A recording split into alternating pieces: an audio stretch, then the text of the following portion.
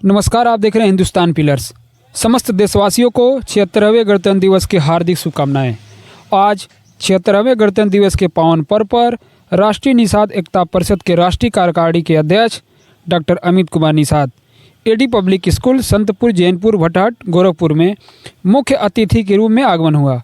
AD public school के प्रबंधक एवं शिक्षकगणों ने उनका स्वागत किया और डॉक्टर अमित कुमार निषाद वहां पर उपस्थित सम्मानित जनता को संबोधित किए।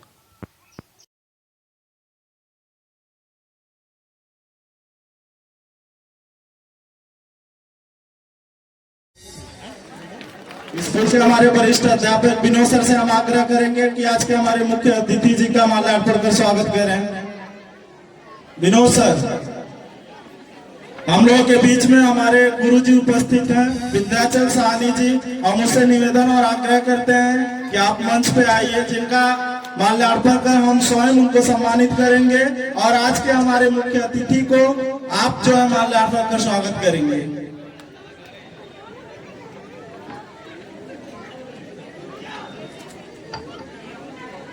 यह बहुत अनमोल है और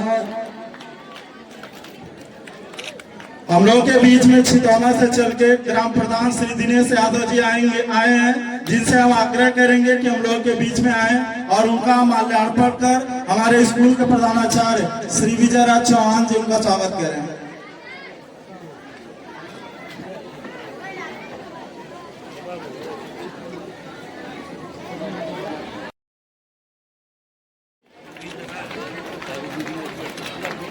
हम लोगों के बीच में डॉक्टर मदन यादव जी आए हैं, जिनसे हम आग्रह और निवेदन करेंगे कि मंच में आए और हमारे स्कूल के प्रधानाचार्य उनका माल्यार्पण कर स्वागत करें।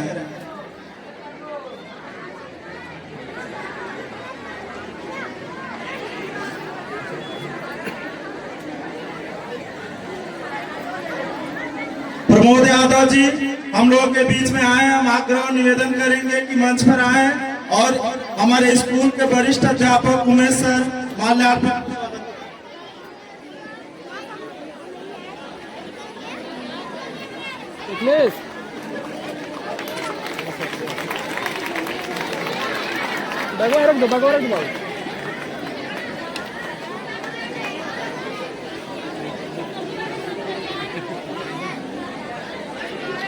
दया शंकर यादव जी हम लोगों के बीच में आए हैं, हर साल अपना कीमती समय देते हैं और बच्चों का उत्साहवर्धन करते हैं। हम इनसे आग्रह और निवेदन करते हैं मंच पर आए। हम लोगों के बीच में आए हुए हैं, हम उनसे आग्रह और निवेदन करेंगे कि मंच पर आए और आज के हमारे मुख्य अतिथि श्री अमित कुमार निषाद जी का माल्यार्पण कर स्वागत करें।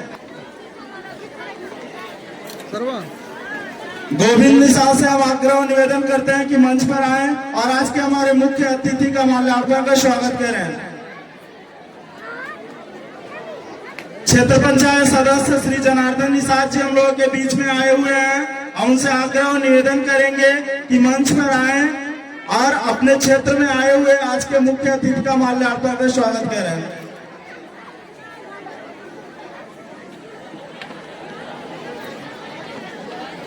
डॉक्टर संजय गौड़ हम लोगों के बीच में आए हुए हैं, हम आग्रह करेंगे कि आज के हमारे विशिष्ट अतिथि माननीय वकील साहब का माल्यार्पण का स्वागत करें।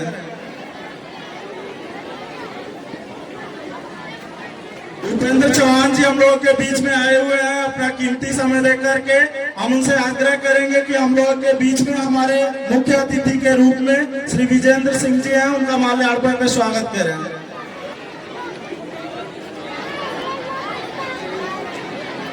अब हम आग्रह करेंगे कि आज के हमारे जो मुख्य अतिथि हैं, जो अपना बहुत कीमती समय लेकर के, इसके लिए आपको बहुत बहुत धन्यवाद। साथ ही से आग्रह करेंगे कि आशीर्वाद स्वरूप और आज का ये जो गणतंत्र दिवस का कार्यक्रम है, इसके उपलक्ष्य में हमारे बच्चों को, हमारे आने वाली पीढ़ियों को 2 शब्द बताएं।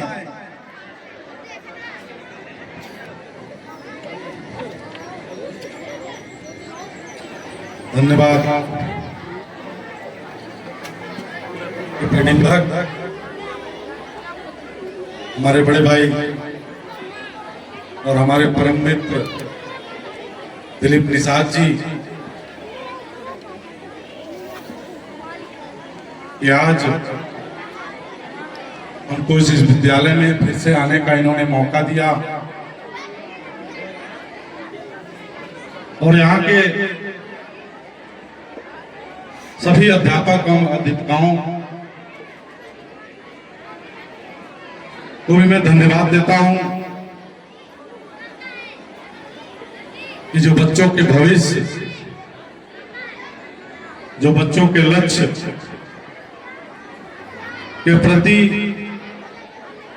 यहाँ के अध्यापक पूरा अपना तन मन धन से उनको एक अलग राह दिखाते हैं, एक अलग पहचान बनाने के लिए उनको यहाँ पर 8 से 9 घंटे उनको पढ़ाते हैं, उनको शिक्षा देते हैं, क्योंकि माँ बाप तो हम लोगों को जन्म दे देते हैं, लेकिन अगर ऊंचाइयों पे पहुंचना हो, बुलंदियों पे पहुंचना हो, इस देश के लिए, इस देश के लिए अगर कुछ करना हो, उसके पीछे अध्यापक एवं अधिकारियों का बहुत बड़ा रोल होता है। मैं चाहता हूं इन सब के लिए एक बार जोरदार तालियों से स्वागत होना चाहिए। साथियों, मैं भी पेशे से डॉक्टर हूं और मैं अपने पिताजी से बहुत प्रेरणा लिया और हमारे पिताजी भी बहुत ही संघर्षशील इंसान हैं और आज वो संघर्ष किए तो आज इतनी बुलंदियों पे आप लोग उनको पहुंचाए और पहुंचे। तो यहाँ के जो बच्चे हैं, इन बच्चों को भी बताना चाहूंगा कि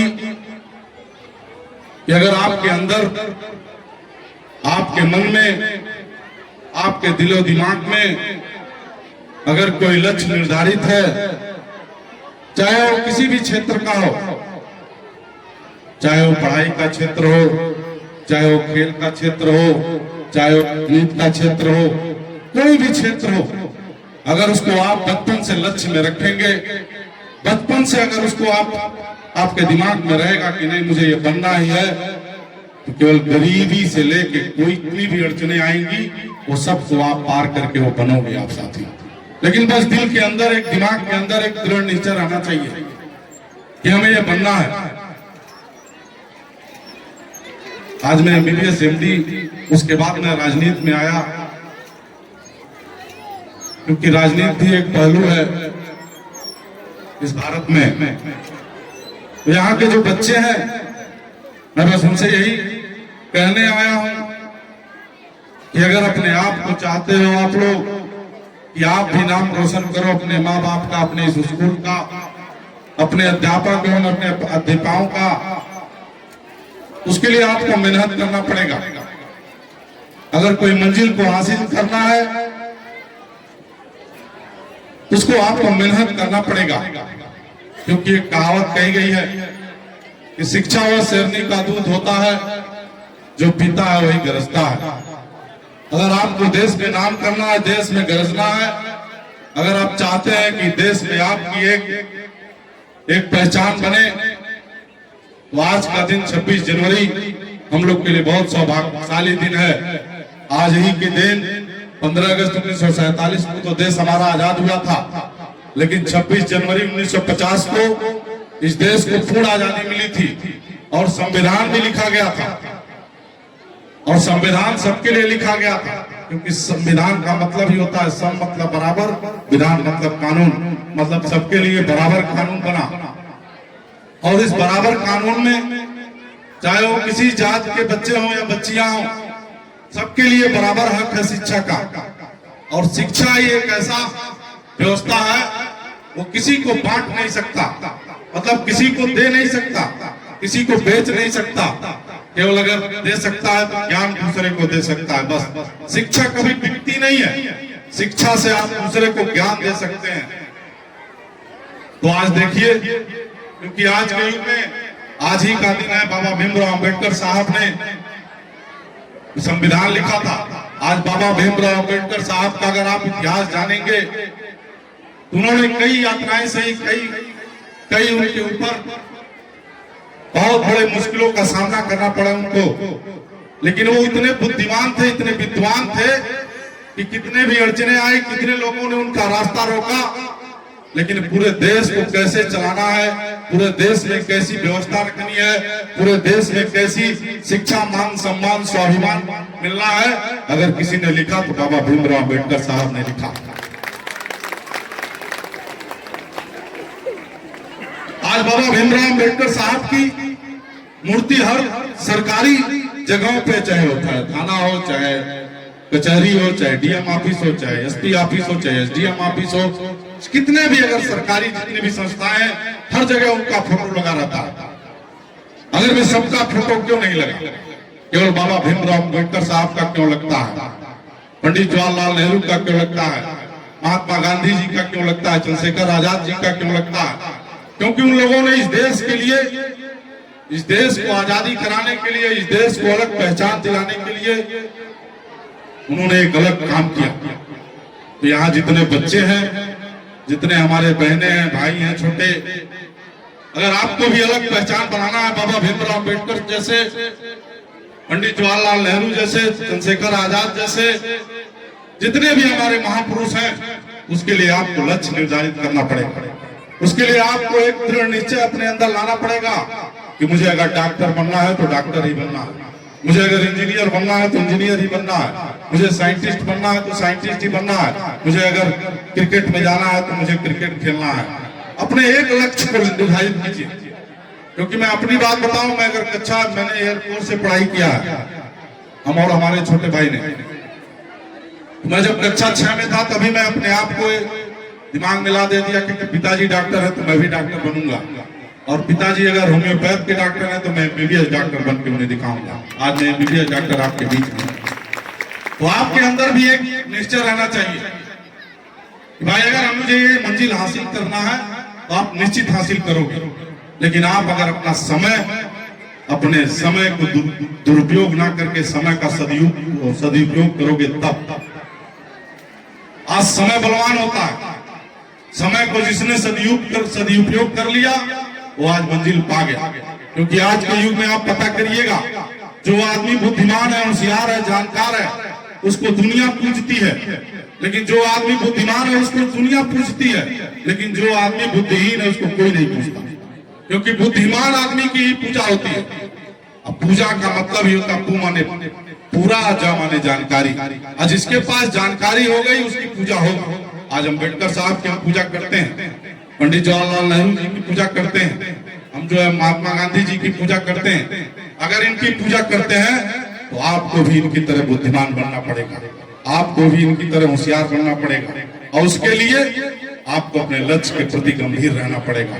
तो लक्ष्य के प्रति गंभीर रहेंगे, अपने समय को सदुपयोग करिए। हम नहीं कहते हैं, इतने अगर बच्चे हैं तो अध्यापक जानते होंगे कि कौन किस क्षेत्र में जाना चाहता है, क्योंकि माँ बाप नहीं जान पाते हैं, लेकिन एक अध्यापक जो उनको डेली शिक्षा देता है उसको पता रहता है कि इस बच्चे के अंदर कौन सा गुण है, कौन से क्षेत्र में जाने लायक है। तो मैं अध्यापकों को भी धन्यवाद दूंगा, और बच्चों को भी मैं बस यही बताने आया हूँ कि भाई अगर आपके अंदर लक्ष्य रहेगा उसको आप निश्चित हासिल करेंगे।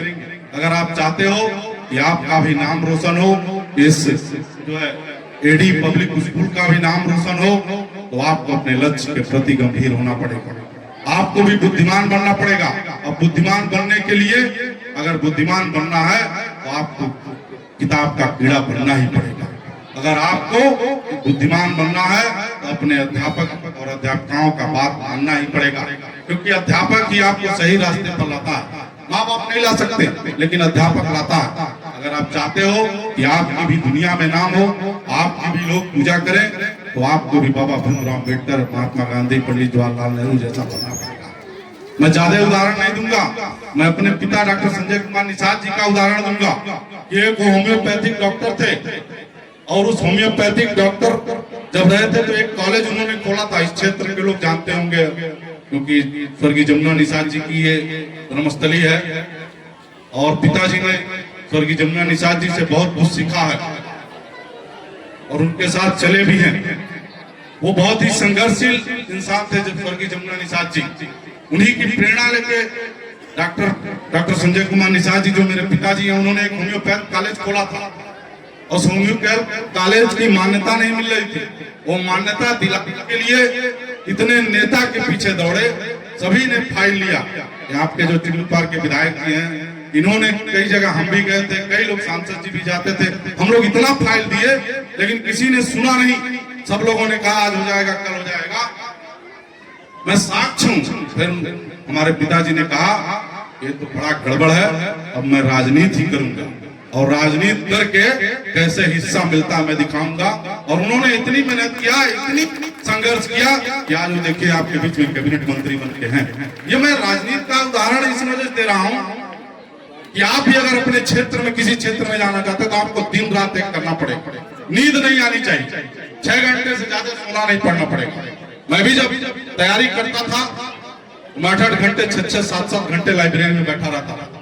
क्योंकि आप लोग को पता होगा मेडिकल की अगर CPMT या निकालना, आप तो पहले CPMT हुआ करता था, अब तो वो हो गया ऑल इंडिया के थ्रू हो रहा।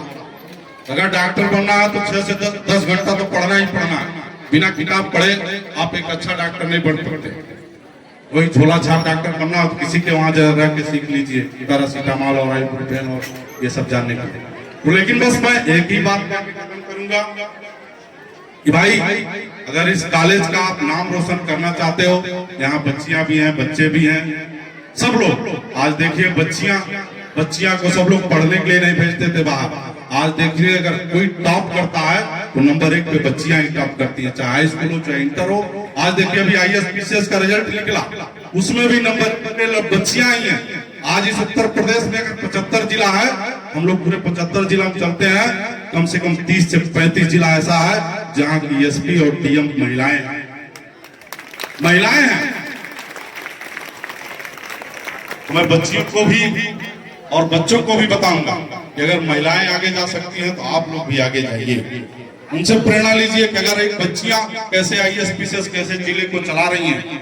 आप लखनऊ जाइए, देखिए पूरा सचिवालय महिलाएं चलाती हैं, पूरे सचिवालय में प्रमुख सचिव से लेकर सचिव सब महिलाएं, और लोग महिलाओं को, बच्चियों को पढ़ने के लिए भेजते नहीं। तो आप लोग भी अपने लक्ष्य के प्रति गंभीर रहिए। कोई अगर लक्ष्य आपको हासिल करना है तो उसके लिए शिक्षा जरूरी है, और आप चाहते हो बुद्धिमान बनना तो उसके लिए पढ़ाई करना पड़ेगा। आप चाहते हो बुद्धिमान बनना तो मेहनत करना पड़ेगा। आप चाहते हो कि जानकार बने, होशियार बने, तो आपको मेहनत करना पड़ेगा। ये चाहते हो कि भैया मैं सोया रहूं, जाऊं, सो जाऊं, खाना खाऊं, फिर स्कूल जाऊं, सो जाऊं, तो ऐसे कुछ हासिल नहीं होगा। आपको तो कुछ ना कुछ तो त्याग करना ही पड़ेगा। त्याग करेंगे तभी आपको कुछ हासिल होगा। देखिए गरीबी कितनी है, गांव के लोग भी अब निखर रहे हैं। गांव के लोग भी, अभी कल का न्यूज आप पढ़िए, एक IAS बना है कोई राजस्थान का, वो बहुत गरीब था, उसके पास पहनने के लिए कपड़ा नहीं था। वो इंटरव्यू देने गया था तो टाई और नहीं पहन के जा पाया था, लेकिन वो आज सेलेक्ट है, कल का न्यूज में निकला। मतलब कितनी भी अड़चने आएंगी आपको, अगर आपके अंदर मन में है, चाहे गरीबी रहे, चाहे कितनी कठिनाई रहे, सब दरकिनार हो जाएंगी अगर आपके अंदर ये इच्छा है कि नहीं मुझे DM ही बनना है, नहीं मुझे SP। क्योंकि बुद्धिमान बढ़ेंगे तभी आपका उत्तर प्रदेश में लोग जानेंगे। आप बुद्धिमान रहेंगे, आज बाबा भीमराव अम्बेडकर सबको दुनिया जानती है, पंडित जवाहरलाल नेहरू जी को दुनिया जानती है। तो आप चाहते हो भाई आपको भी जाने, तो आपको भी बुद्धिमान करना पड़ेगा, क्योंकि बुद्धि की पूजा होगी। बुद्धि जिसके पास है उसको दुनिया जानेगी, और जो बुद्धिहीन है उसको कोई नहीं जानेगा, कोई बात ही नहीं करेगा। ये जान लो आप। तो बुद्धिमान बनना है तो उसके लिए भाई आपको लक्ष्य निर्धारित करना पड़ेगा। चाहे डॉक्टर बनिए, चाहे इंजीनियर बनिए, चाहे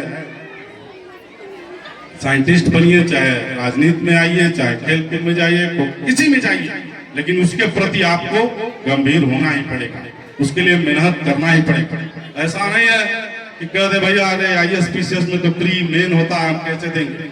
आखिर में कोई तो बन ही रहा है, कोई तो एग्जाम क्लियर ही कर रहा है, क्यों नहीं कर सकते। कुछ भी हासिल होगा, लेकिन आपके अंदर एक क्षमता रहना चाहिए। बस आप देखो, एक पतला दुबला छोटा नाटा लंगड़ा लूला कोई रहे, लेकिन अगर बुद्धिमान है तो आज उसकी सलामी आप करोगे। आज जिले के DM है, DM साहब केवल कमरे में बैठ के पूरे जिले को चलाते हैं, लेकिन एक यस्सु है कम पढ़ा लिखा है तो दिन भर दौड़ता है इस गांव से लेके उस गांव। उनसे DM साहब से ज्यादा मेहनत करता है, SP साहब से ज्यादा मेहनत करता है, लेकिन तनख्वाह उनसे कई गुना ज्यादा कम पाता है। लेकिन वो बुद्धिमान है, वो कमरे में बैठ के फोन से काम कराते हैं। आज देख लो, दिन भर कोई ठेला चलाए, दिन भर पूरा हट्ठा कट्टा पूरा चौड़ा आदमी रहे, लेकिन दिमाग से पंचर रहे, तो दिन भर ठेला चलाएगा तो 1000-2000 से ज्यादा नहीं पाएगा। लेकिन एक छोटा ही आदमी रहे, बुद्धिमान रहे, बड़े बड़े विद्वान 1-1 मिनट में करोड़ों रुपया कमाने वाले इस भारत में हैं। तो आप चाहते हो भैया कि बुद्धिमान बनना या बुद्धिहीन बनना, ये आपको तय करना, क्योंकि यहाँ के अध्यापक अध्यापिकाएं तो आपको शिक्षा और रास्ता बता देंगे। मेहनत तो आपको करना, हासिल तो आपको करना, एग्जाम आपको देना, परीक्षा आपको देना, लेकिन अध्यापक आपको रास्ता बताएंगे, अध्यापिकाएं आपको रास्ता बताएंगे कि भाई ये काम करो। आपको बार बार ये जो है डेली क्लास चलता है, बार बार एक ही चीज पढ़ाया जाता है, बार बार क्यों दोहराया जाता है, बार बार क्यों कहते हैं इसको दोहरा के आओ, इसका एग्जाम लो, इसका ये हो, क्योंकि हमारे दिमाग में एक शॉर्ट टर्म और एक लॉन्ग टर्म मेमोरी होती है। बार बार अगर कोई चीज आप देखोगे तो शॉर्ट टर्म मेमोरी से लॉन्ग टर्म मेमोरी में आ जाती है, वो कभी भूलती नहीं है, कभी नहीं भूलेगा। लेकिन बार बार उसको पढ़ोगे तब, बार बार उसको मनन करोगे तब। अगर चाहते हो आप लोग कि भाई इस कॉलेज का नाम हो, इस जो SNAD पब्लिक स्कूल है, अगर आप भी DM SP कलेक्टर बनोगे, इस कॉलेज का भी नाम रोशन होगा, यहाँ के जो हमारे प्रिंसिपल साहब हैं उनका भी नाम रोशन होगा, यहाँ के जो प्रबंधक साहब दिलीप मिस्त्री उनका भी नाम रोशन होगा, आपके गांव मौजा सबका नाम रोशन होगा कि भाई ये जो कॉलेज है, यहाँ के अध्यापक कितने अच्छे थे, यहाँ के अध्यापक कितने टैलेंटेड थे, यहाँ का बच्चा आज DM बना है, यहाँ का बच्चा आज इंजीनियर बना है, यहाँ का बच्चा आज जो है साइंटिस्ट बना है, यहाँ का बच्चा इस खेल में आगे गया है, यहाँ का बच्चा। तो आपके नाम रोशन करने से, केवल आपके नाम आगे बढ़ने से सबका मान सम्मान बढ़ा, आपके टीचर का बढ़ा, आपके स्कूल का बढ़ा, आपके माँ बाप का बढ़ा, आपके प्रबंधक जी का, सबका बढ़ा, केवल आपके आगे जाने से।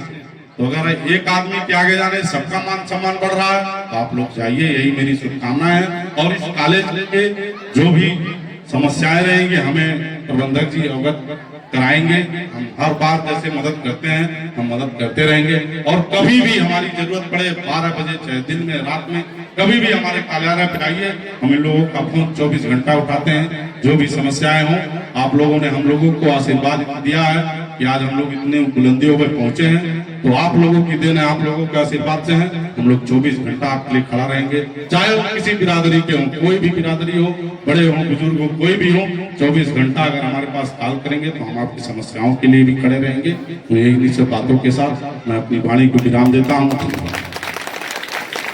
बोले भारत माता की, भारत माता की, भारत माता की। धन्यवाद। माननीय श्री